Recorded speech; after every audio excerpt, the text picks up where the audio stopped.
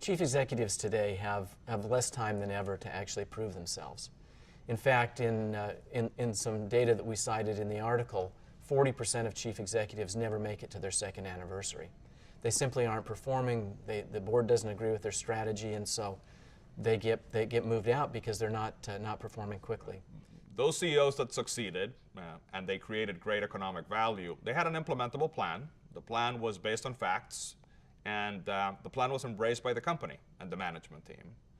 And the question for us was, how do you help a CEO craft such a simple plan relatively early and very fast, but informed by all of the relevant facts?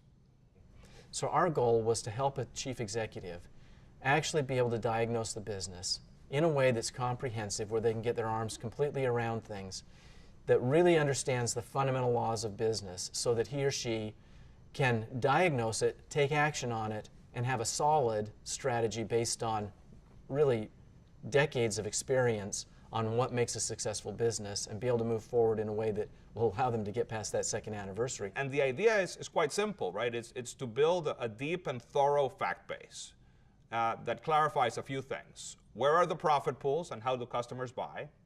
What are competitors trying to do and how are they playing? What cost structure do you need to win? And what's the simplest business model that can enable your plan? Ultimately, what we learned is that it's all about discipline.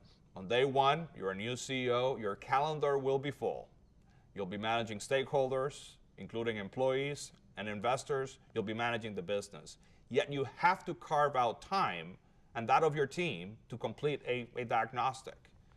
Based on the diagnostic and what's described in the article, you can define and communicate some vision, a point of arrival, and then create a roadmap, right? A set of actions that the business will take. You got to do this in about 3 to 4 months, and then you're off to the race. Because if you make it past the second anniversary, the average lifespan of a CEO is about 7 to 20 years.